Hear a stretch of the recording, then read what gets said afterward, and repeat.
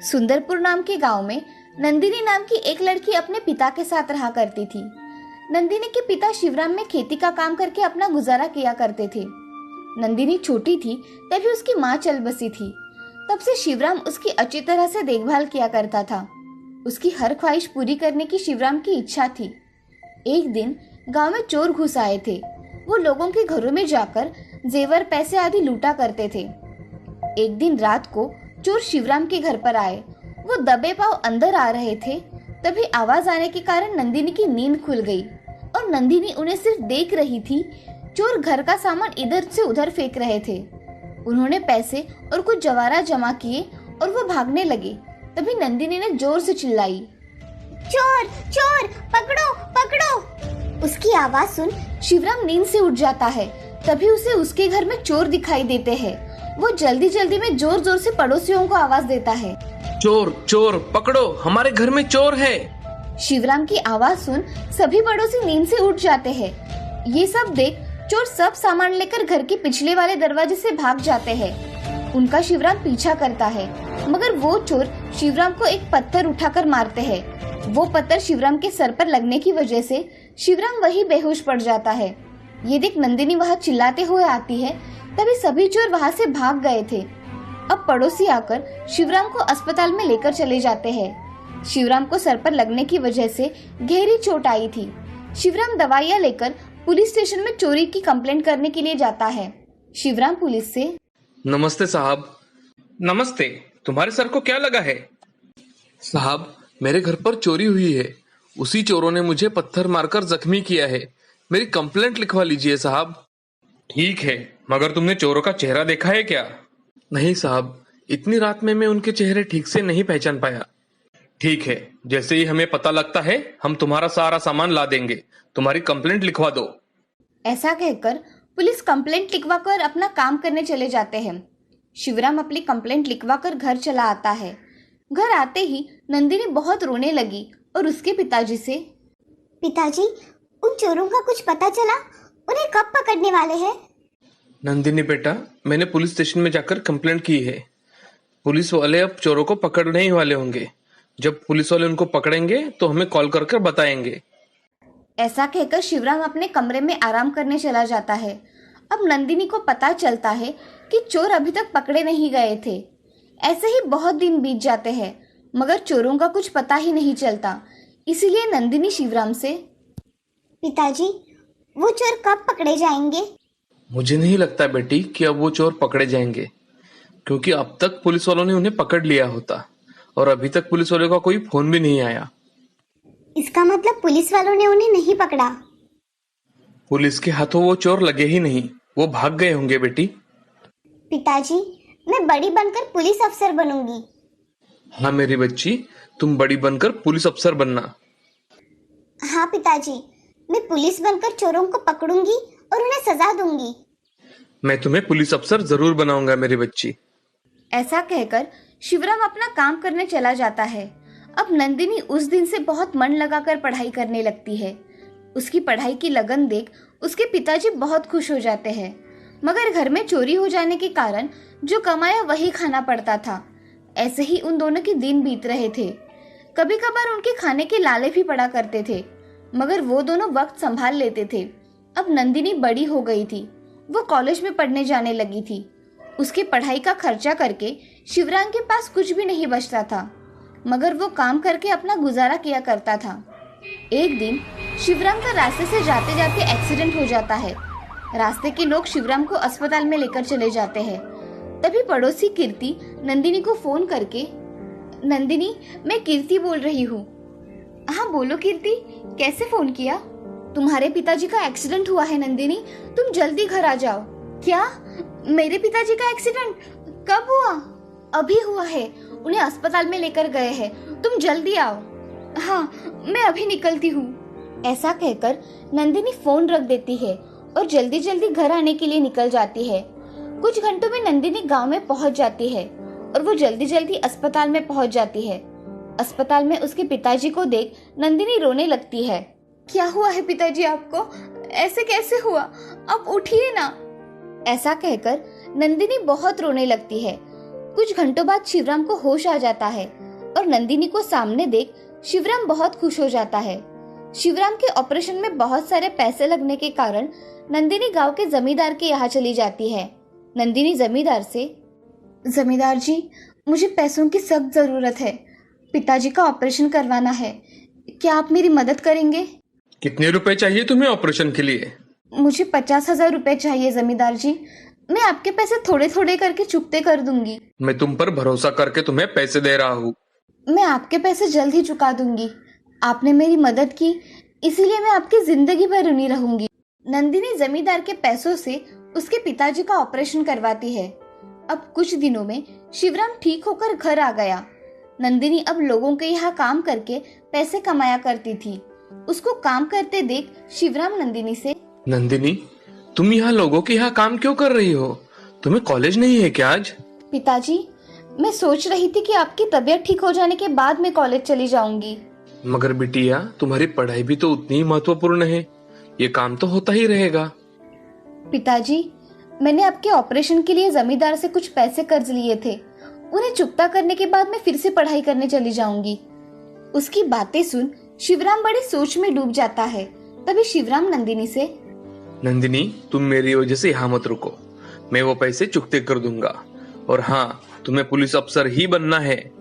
पिताजी, थोड़े दिन बाद मैं पढ़ाई करने जाने ही वाली हूँ और मैं यहाँ रुककर भी पढ़ाई कर ही रही हूँ। ठीक है, तुमने ठान ही लिया है तो ऐसा ही होगा। ऐसा कहकर शिवराम चुप हो जाता है। अब नंदिनी लोगों के यहाँ काम करके अच्छे रुपए कमाया करती थी। कुछ दिनों बाद शिवराम ठीक हो गया। वो फिर से काम करने लगा था।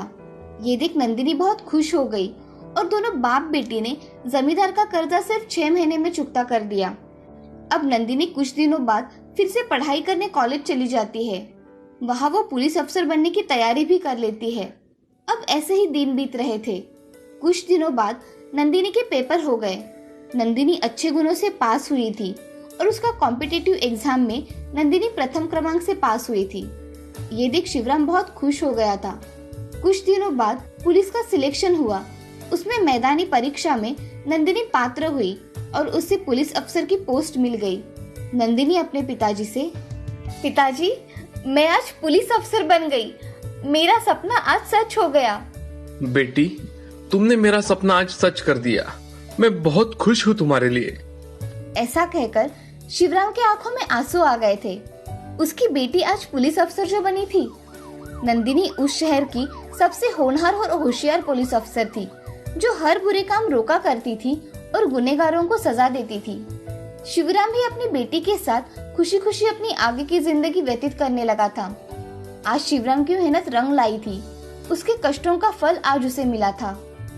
इस कहानी से हमें ये सीख मिलती है कि जिंदगी में हमेशा कठिन परिस्थिति का डटकर सामना करना चाहिए। हर बुरे समय के बाद अच्छा समय भी आता है। कठिन समय में धैर्य से काम लेना चाहिए और अथक परिश्रम करने चाहिए। एक छोटे गांव में प्रिया, मीरा, राधा नाम की 3 बहनें अपने माता पिता के साथ रहती थी। प्रिया और मीरा दिखने में बहुत खूबसूरत थी और राधा दिखने में साधारण थी। तीनों के अलग अलग विचार थे। उनमें से एक मीरा, जिसे स्कूल में जाना बिल्कुल अच्छा नहीं लगता था। मैगजीन पढ़ना और बड़े बड़े सपने देखना उसे पसंद था। दूसरी थी प्रिया, जिसे स्कूल जाना बहुत पसंद था, लेकिन सिर्फ अपने दोस्तों से मिलने के लिए। मजाक मस्ती, घूमना फिरना, पार्टी, ये सब उसे बहुत पसंद था। तीसरी थी राधा, जिसे स्कूल जाना, पढ़ाई करना, माँ की सहायता करना, दूसरों की हमेशा मदद करना पसंद था। एक दिन माँ मीरा से, मीरा, यहाँ जरा मेरी मदद करो। नहीं माँ, तुम्हें तो पता है ना, मेरा जन्म छोटे मोटे काम करने के लिए नहीं हुआ है। और अभी तो मैं मैगजीन पढ़ रही हूँ। अरे कभी तो मदद कर दिया करो। आज नहीं तो कल शादी के बाद सबको काम करना ही पड़ता है। क्या शादी के बाद माँ? मैं तो ऐसे इंसान से शादी करूँगी जो बहुत ही ज़्यादा अमीर हो, जैसे कि मैगजीन में दिखाते हैं। फिर तो मेरे घर में नौकर चाकर होंगे, तो मुझे कोई काम करने की ज़रूरत ही नहीं होगी और मैं अपनी लाइफ अपने तरीके से जी पाऊंगी। फिर भी बेटा, कभी कभी काम किया करो। माँ बस भी करो अभी। माँ, मेरे लिए आप बहुत अमीर लड़का चुनना, ताकि मुझे कोई काम ना करना पड़े। मीरा वहां से चली जाती है और शादी की बात सुनते ही प्रिया अपनी माँ के पास आकर, माँ, आप मेरे लिए ना बहुत ही हैंडसम, ऊंचा और जो मेरी हर ख्वाहिश पूरी करेगा ऐसा लड़का ढूंढना।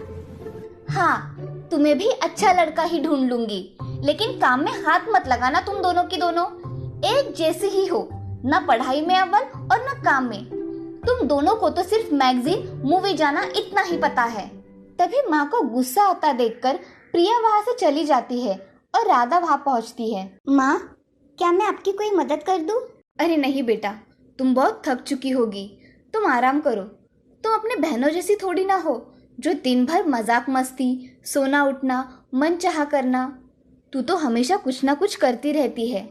अभी अभी तो आई है, थोड़ी देर बात कर लेना।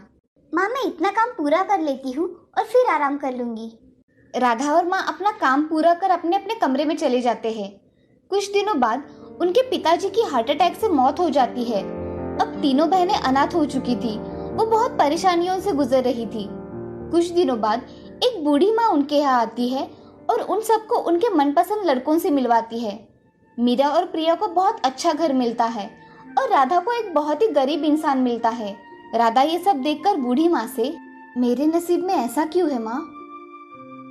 राधा, तुम्हें बहुत जल्द ही पता चलेगा कि तुम्हारे नसीब में ये क्यों है।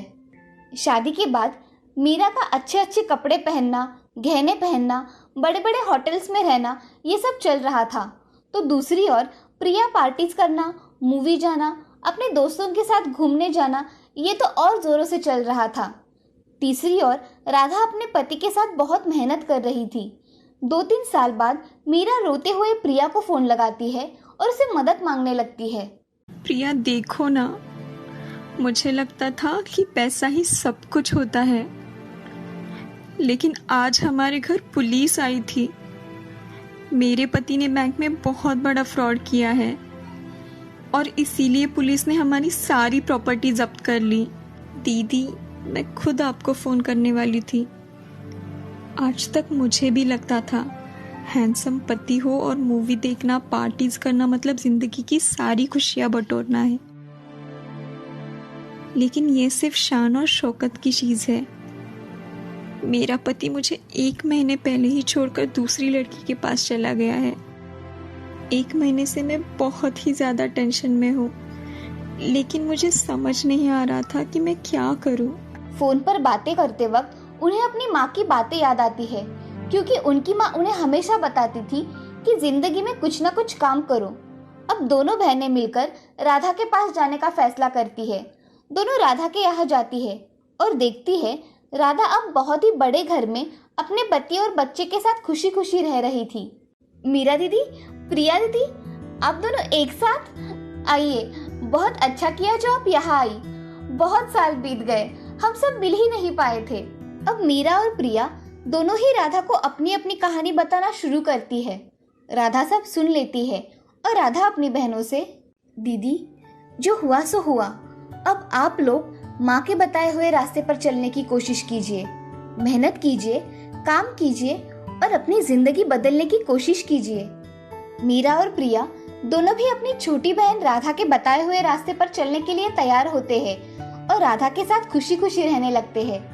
इस कहानी से हमें ये सीख मिलती है कि ऊपर से सुंदर दिखने वाली हर चीज अच्छी ही होती है ऐसा नहीं होता। इसीलिए मेहनत करना बहुत जरूरी है।